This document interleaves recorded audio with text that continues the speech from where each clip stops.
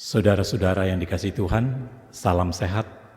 Senang sekali saya bisa menjumpai Anda dalam acara Night Call GPIB, yang mana pada malam hari ini kita akan merenungkan firman Tuhan yang akan menjadi pembacaan dan pemberitaan firman Tuhan pada saat malam hari ini. Untuk itu, sebelum kita membaca dan merenungkan firman-Nya, mari kita berdoa. Kami bersyukur Tuhan, di malam hari ini kami boleh diberikan kesempatan untuk merenungkan firman-Mu. Biarlah Roh Kudus-Mu menuntun kami untuk mendalami akan kekayaan firman-Mu. Ya Roh Kudus, terangilah hati dan pikiran hamba-Mu, agar firman-Mu pada malam hari ini boleh menjadi berkat bagi setiap umat-Mu yang mendengarkan sabda Tuhan. Berfirmanlah ya Tuhan, kami siap untuk mendengarkan firman-Mu. Amin. Firman Tuhan yang hendak kita renungkan bersama-sama pada malam hari ini terdapat di dalam Injil Yohanes pasal 1 ayat 15 sampai 18 yang menyatakan demikian. Yohanes memberi kesaksian tentang Dia dan berseru, katanya, "Inilah Dia yang kumaksudkan ketika aku berkata, kemudian daripadaku akan datang Dia yang telah mendahului aku, sebab Dia telah ada sebelum aku. Karena dari kepenuhannya kita semua telah menerima kasih karunia demi kasih karunia. Sebab hukum Taurat diberikan oleh Musa, tetapi kasih karunia dan kebenaran datang oleh Yesus Kristus. Tidak seorang pun yang pernah melihat Allah, tetapi Anak Tunggal Allah yang ada di pangkuan Bapa, Dialah yang menyatakannya."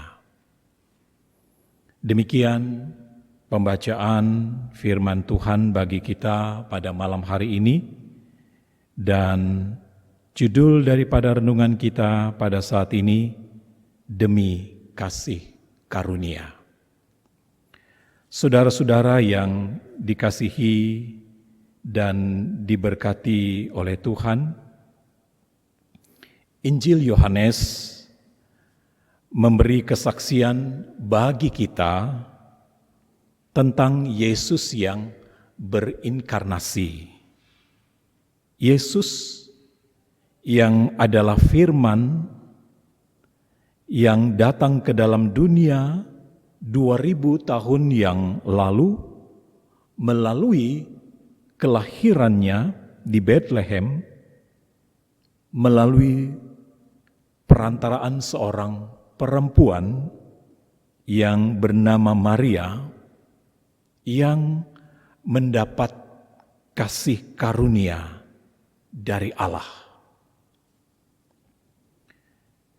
Dalam Lukas 1 ayat 30, di sana dinyatakan, kata malaikat itu kepadanya, "Jangan takut, hai Maria, sebab engkau beroleh kasih karunia di hadapan Allah."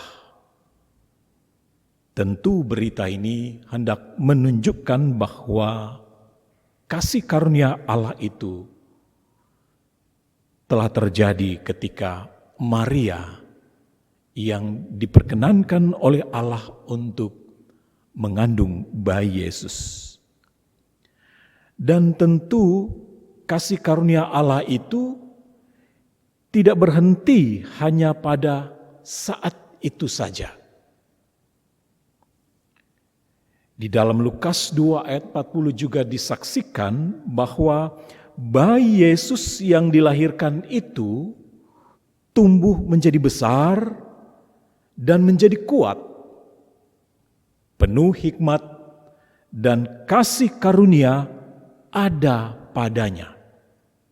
Sekali lagi kasih karunia itu kembali menunjuk kepada Yesus yang dilahirkan oleh Maria. Yang kalau di awal tadi kasih karunia itu menunjuk kepada Maria, dan selanjutnya kasih karunia itu menunjuk kepada Yesus yang lahir, yang bertumbuh menjadi besar dan penuh hikmat, dan memiliki kasih karunia Allah ada padanya. Dan terlebih lagi, kasih karunia itu juga diberikan kepada murid-murid dan para rasul. Ketika peristiwa kebangkitan Yesus Kristus, bahwa di sana diceritakan bahwa para rasul dan muridnya mendapat kasih karunia yang berlimpah-limpah. Kisah 4 ayat 33 menyaksikannya. Dan terlebih lagi ketika di dalam perjanjian lama, kasih karunia Allah itu juga terjadi atas keluarga Nuh ketika Allah menghukum, membinasakan semua umat manusia pada zaman itu yang berdosa. Dan hanya keluarga Nuh yang mendapat kasih karunia Allah dalam kitab Kejadian. Saudara-saudara yang dikasihi oleh Tuhan Yesus Kristus, jadi apa yang disampaikan oleh Injil Yohanes bagi kita saat ini, bahwa Yesus itu penuh dengan kasih karunia dan kebenaran yang telah dinyatakan sejak kelahirannya sampai kepada kebangkitannya, bahwa benar-benar kedatangannya atau kelahirannya itu ke dalam dunia membawa kasih karunia kepada umat manusia. Sehingga melalui kepenuhannya, penggenapannya, kita menerima kasih karunia demi kasih karunia. Bapak, Ibu, saudara-saudara yang dikasihi Tuhan, Alkitab memberi kesaksian kepada kita bahwa kita hidup dan ada sampai saat ini hanya oleh kasih karunia Allah di dalam Kristus Yesus. Kita bukan lagi berada di bawah hukum Taurat, melainkan di bawah kasih karunia Allah. Orang-orang yang masih hidup di bawah hukum Taurat adalah orang-orang yang melakukan segala sesuatu untuk Tuhan berdasarkan kekuatan dan kemampuan dia sebagai manusia. Sedangkan orang-orang yang hidup di bawah kasih karunia Allah adalah orang-orang yang hidup berdasarkan kemurahan dan belas kasihan Tuhan.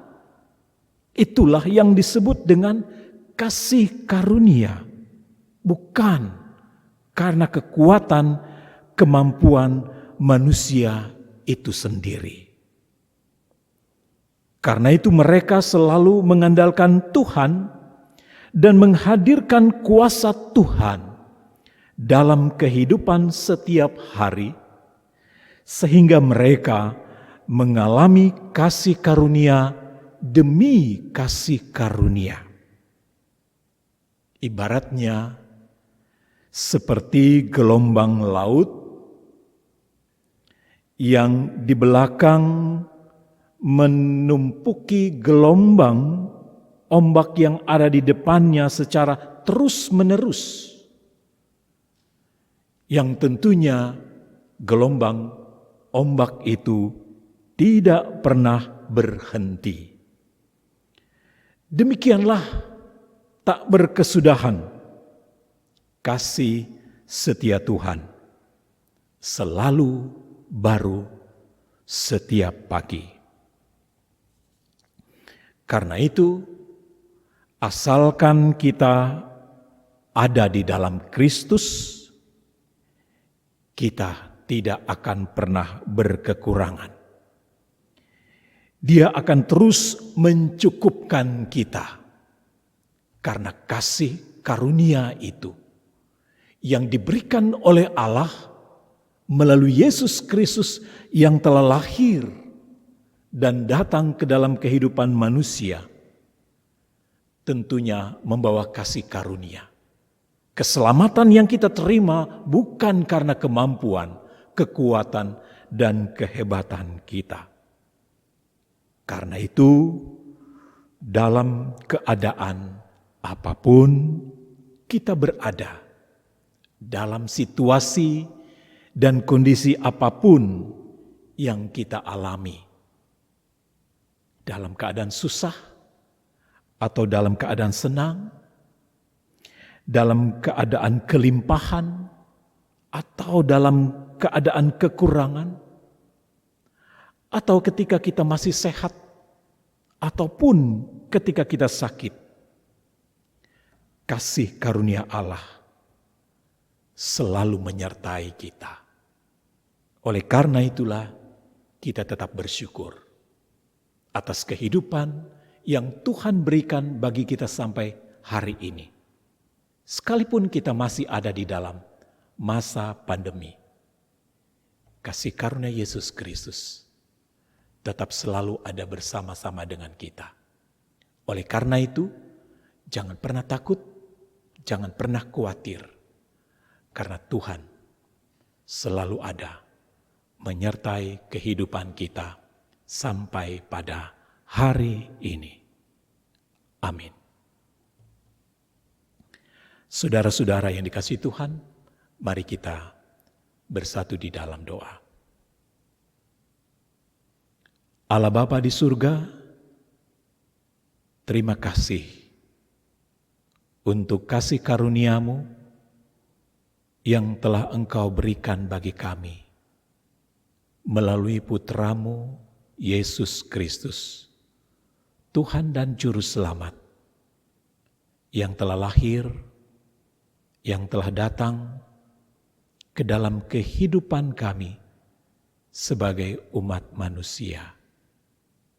Dan terlebih pada kesempatan ini Tuhan, kami bersama-sama mengucap syukur atas pemeliharaan Tuhan bagi kami sebagai gereja-Mu yang Engkau utus ke dalam dunia untuk memberitakan tentang kasih karunia Allah yang tak pernah habis-habisnya, selalu baru setiap pagi. Ketika kami datang menghampiri Engkau dengan segala kerendahan hati sambil mengucap syukur. Tuhan Yesus, kami mau menyerahkan bangsa dan negara kami ke dalam bimbingan-Mu Tuhan, sertailah para pemimpin kami. Bapak Presiden Jokowi, Wakil Presiden Ma'ruf Amin, bersama para menteri, gubernur, kepala daerah, sampai kepala-kepala daerah yang terendah, baik yang ada di kota maupun di desa sekalipun, Tuhan sertai mereka. Berikan kasih karunia-Mu bagi mereka untuk memimpin bangsa ini, agar kami bersama-sama dapat memerangi penyebaran COVID-19 dengan tetap terus mematuhi protokol kesehatan dengan baik. Ya Tuhan, Karuniakanlah kasih karunia-Mu dalam kehidupan kami, terlebih bagi saudara-saudara kami yang bergumul, yang sampai hari ini mereka kehilangan orang yang mereka kasihi. Mereka kehilangan pekerjaan. Mereka susah untuk mendapatkan sesuap nasi dan seteguk air. Mereka kehilangan orang-orang yang tempat bagi mereka untuk berlindung. Biarlah kasih karunia-Mu Tuhan menaungi mereka. Mereka yang berjuang untuk sembuh dari sakit penyakit yang mereka derita. Biarlah Engkau yang hadir dan menjumpai mereka ketika manusia terbatas untuk tidak bisa dapat menjumpai oleh karena COVID-19 ini. Kami percaya kasih karunia-Mu menghampiri kehidupan mereka dimanapun juga mereka berada pada saat ini. Terima kasih Bapa, terpujilah nama-Mu, kekal kuasa-Mu untuk selama-lamanya. Di dalam nama Tuhan Yesus Kristus, kami sudah berdoa dan mengucap syukur. Amin. Saudara-saudara yang dikasihi Tuhan, demikian acara Night Call yang bisa dapat kita ikuti bersama-sama pada malam hari ini. Dan jangan lupa, tetap setia mematuhi protokol kesehatan dengan memakai masker, menjaga jarak, dan mencuci tangan setelah beraktivitas. Tuhan memberkati, salam sehat selalu.